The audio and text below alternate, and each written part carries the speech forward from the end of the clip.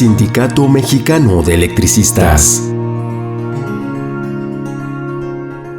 Este jueves 22 de julio del 2021 se realizó por parte del Encuentro Sindical Nuestra América, ESNA, el Sindicato de Servicios Públicos de Reino Unido, Unison, y la Coordinadora Regional de Sindicatos de la Maquila Textil, el evento webinar Respuestas Gubernamentales y Populares frente a la crisis en Centroamérica y el Caribe, con diferentes expositores: Daniel Campione de Argentina, Benjamín Prado de Estados Unidos y José Humberto Montes de Oca Luna de México, secretario del Exterior del Sindicato Mexicano de Electricistas. Que nada, un gran honor estar participando en este debate.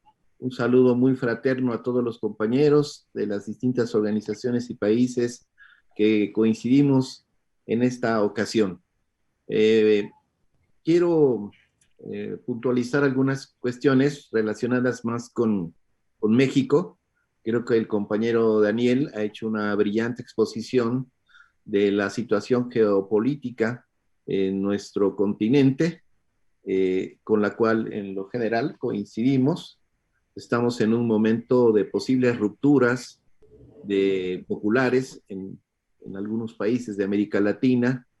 Estamos entrando en otro ciclo distinto al anterior, del progresismo que conocimos en la década pasada, y estamos también en un momento de profunda crisis del capital a nivel internacional. La pandemia complementó algo que ya se había anunciado con anterioridad, que era la crisis económica a nivel global. La pandemia aceleró y se conjugó con la crisis económica y bueno, generó una situación inédita, por lo menos en nuestra vida contemporánea, que significó la aceleración también pues, de todas las contradicciones inherentes a la crisis del capital. Estamos hablando del trabajo, estamos hablando del medio ambiente, estamos hablando de la migración, estamos hablando de la economía y de la conflictividad social, que en algún momento de la pandemia se diferió, se intentó como postergar, porque venía ya un ascenso importante en América del Sur, principalmente en Chile, que con la pandemia tuvo un momento como de desaceleración. Y hoy la pospandemia es un momento histórico en la vida social de los trabajadores, porque es precisamente el momento en donde estamos en condiciones de poder cuestionar de fondo el orden capitalista que se exhibió con la crisis económica y con la crisis sanitaria como un sistema económico decadente que pone en riesgo a la civilización humana, que ha generado desigualdad, injusticia y violencia represiva en contra de los pueblos y que por tanto es necesario sepultarlo. Y de eso se trata cuando uno hace estos análisis, de encontrar no solamente la interpretación de los acontecimientos y sus tendencias, sino también de buscar cuáles son las vías para poder desmontar este sistema en un proceso que puede ser progresivo y de momento puede ser de estallido. Eso lo determina no la conciencia, la voluntad, sino son los propios procesos históricos los que nos van demandando qué hacer en un momento u otro. En México vivimos una situación particular después del 2018, cuando fueron derrotados en las urnas los partidos de derecha tradicionales que impusieron la política neoliberal durante 3 décadas consecutivas, implementando todo un conjunto de reformas estructurales que desmantelaron la Constitución Social del 10-17 y que impusieron la subordinación al gran capital financiero internacional, a las grandes empresas corporativas transnacionales y también a los Estados Unidos, a los imperialistas norteamericanos.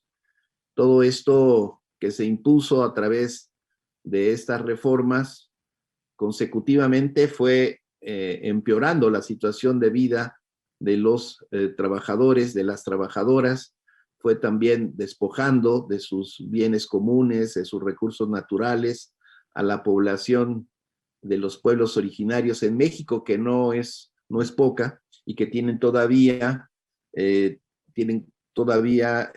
la propiedad colectiva de sus territorios. Significó también la implantación del extractivismo en forma brutal en nuestro territorio. Prácticamente el 40% del territorio nacional está concesionado a las grandes empresas mineras de Estados Unidos y sobre todo canadienses. Significó la privatización de los servicios públicos, la privatización del agua, la privatización de la energía. Y es aquí donde nosotros aparecemos como organización sindical y Nueva Central de Trabajadores como una de las vertientes de resistencia popular más importante de los últimos 20 años, en tanto que nuestra organización y conjunto de organizaciones sindicales, populares y de carácter político, nos confrontamos con las reformas que buscaban en su momento privatizar la energía eléctrica. Finalmente lo pudieron hacer a partir de un duro golpe que surge en contra de nuestra organización en 2009, y bueno, hemos continuado la lucha de resistencia en nuevas condiciones. Cuando se salen del poder por voto mayoritario de los mexicanos, más de 50 millones de votos, los partidos de la derecha comienzan su propia resistencia en contra de la posibilidad de un cambio mayor. El gobierno, había muchas expectativas de que podía avanzarse en el desmantelamiento del neoliberalismo en nuestro país, pero poco como lo narró el compañero Daniel, el gobierno ha tomado acciones muy tibias en el desmantelamiento del andamiaje económico de las empresas transnacionales y la oligarquía nacional. De tal manera que cuando viene la pandemia, pues surge la necesidad de lanzar iniciativas políticas que pudieran, por un lado, revelar lo que estaba ocurriendo en todo el mundo, ¿no? La crisis del capital y sus consecuencias en la población y particularmente en la clase trabajadora. Nosotros lanzamos un documento en enero del año pasado que se llama Salud, Pan y Trabajo, en donde planteamos un conjunto de reivindicaciones de los trabajadores y populares que a nuestro modo son las que debiéramos promover como verdaderos cambios económicos y políticos en nuestro país. Y son también, desde nuestra perspectiva, ya reivindicaciones de carácter universal. O sea, los trabajadores tenemos pues una localidad, una territorialidad, una identidad propia como trabajadores de un sector, de una rama, de un país, de una región del país y demás. Pero nos parece que estamos ante la emergencia de una situación que nos obliga a plantear ya reivindicaciones de carácter universal, tal y como se hizo en principios del siglo pasado con la jornada de las 8 horas, con la libertad sindical para organizar la resistencia desde las propias organizaciones sindicales autónomas, o sea, una serie el derecho de huelga, ¿no? Que en su momento no existían como derechos sociales y laborales, y que el conjunto de la clase trabajadora a nivel internacional adoptó como suyas, las universalizó en su momento y generaron una movilización a nivel mundial. Hoy estamos en una situación semejante. Hoy tenemos que plantear de fondo un conjunto de reivindicaciones que van más allá de las propias inmediatas de carácter económico, que muchas veces son las que nos mueven. Necesitamos elevar entonces nuestro nivel de conciencia de clase. Y esto es no otra cosa que procurar, empujar, construir un nuevo sujeto social de los trabajadores que tenga como motor la necesidad, como ya está ocurriendo en Perú, en Colombia, en Chile, de que la clase trabajadora asuma un nuevo papel protagónico en la lucha de clases. Durante mucho tiempo no hemos podido conjugar esta expresión, esta consigna. En otras hemos subordinado nuestros intereses de clase al progresismo de manera equivocada, con resultados fatales. Y creo que hoy estamos en condiciones de poder, como clase trabajadora, aspirar a conducir los procesos. Me ha dado mucho gusto en la intervención de Daniel, cómo celebra que los trabajadores tengan un presidente en Perú, un maestro que hace 4 años encabezó una huelga nacional de su gremio, que en Colombia la Central de Trabajadores se ponga al frente del comando del paro, y entonces estamos viendo cómo la clase trabajadora está ocupando otros espacios, tal y como lo están haciendo otros movimientos que desde nuestra perspectiva son estratégicos. El movimiento de los jóvenes, que los jóvenes tienen otra visión del mundo, muchas veces inmersos en lo que ya se mencionó acá, de la competencia individualista, pero también hay jóvenes que están inmersos en la necesidad de presentar alternativas a la debacle de la civilización humana, que realmente están interiorizando la situación de crisis que se vive a nivel global, y que nos parece muy importante el papel que juegan los jóvenes, las mujeres también. Las mujeres están jugando un papel muy determinante en la lucha. El caso de Chile es relevante, y nos parece que el movimiento sindical debiera entonces perfilar una política de alianzas que permita articularse con estos movimientos sociales que hoy están siendo protagónicos en los conflictos, en las rebeliones e insurrecciones de carácter popular en nuestro continente. En nuestro país estamos de frente a un gobierno que en el discurso se dice antineoliberal, pero que en los hechos le da continuidad a las reformas estructurales que se impusieron en los últimos 30 años. Nosotros estamos ahorita empujando en varias direcciones. Una de ellas, estamos implantando un parlamento abierto de las y los trabajadores, porque hay un conjunto de organizaciones y plataformas temáticas de la resistencia de 30 años que han podido ya articular iniciativas de reforma constitucionales y reformas a las leyes para abrirle paso a la desprivatización o desmercantilización, por ejemplo, del agua. Ahorita vengo de un debate sobre ese tema. Estamos planteando el tema de una reforma a la Ley General de Sociedades Cooperativas para implantar un modelo de cooperativismo que realmente le dé impulso a la economía social y solidaria. Estamos queriendo revertir la privatización de los fondos de pensión que se implantaron desde el 1998 en México, con una reforma de jubilaciones y pensiones de carácter social y solidaria. Estamos planteando el derecho a la energía para toda la población como un derecho humano de carácter universal. Y estamos planteando también, decía yo, algunas de las demandas que a mi modo de pensar deben ser universales ya. La renta básica universal, yo sé que hay un debate al respecto, pero también hay un enfoque clasista que es el que nosotros reivindicamos. El tema de la suspensión del pago de la deuda externa, porque todos los países en América Latina hemos sido despojados, hemos sido saqueados con el pago de, ya no digamos la deuda en sí, sino el pago del servicio de la deuda, de los intereses que representan, para el caso de México, 700,000 millones de pesos anualmente que se van hacia los agiotistas internacionales.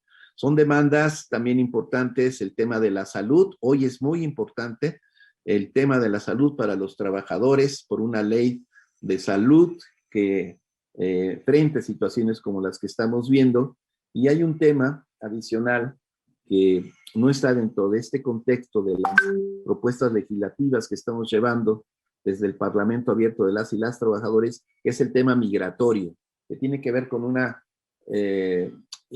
mapeo geopolítico que se nos quiere imponer desde los Estados Unidos. El flujo hacia el norte por el tránsito en México es muy relevante.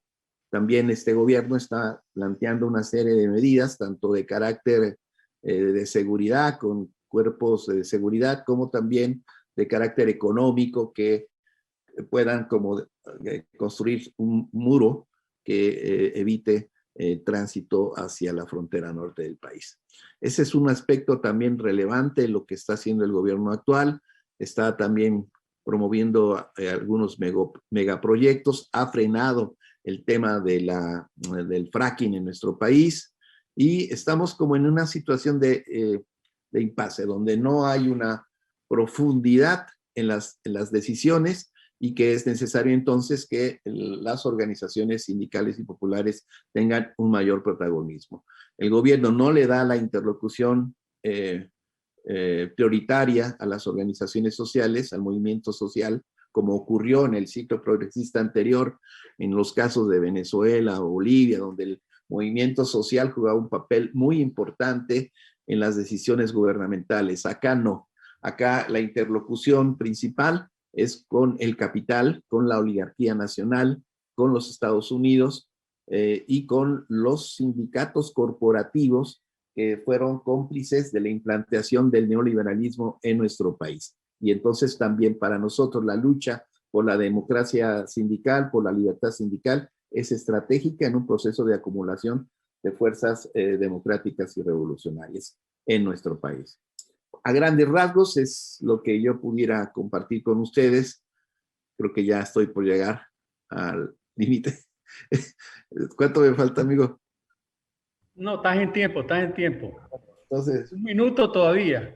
también es que me quiero, también les voy a pedir disculpas antes, vamos a tener que salir, yo lo había comentado con Miguelito, porque, bueno, estamos en una dinámica tremenda de frente a la necesidad de resolver el conflicto que surgió para el caso del Sindicato Mexicano de Electricistas a partir del cierre de nuestra fuente de trabajo el 11 de octubre del 2009, que significó el despido masivo de 44,000 trabajadores. Nomás imagínense ustedes, hasta dónde llegaron ellos, nos sacaron con la policía, el ejército, de nuestros centros de trabajo, y pusieron una campaña mediática de linchamiento, de persecución, tuvimos encarcelados, mucha represión, y bueno, estamos saliendo de eso.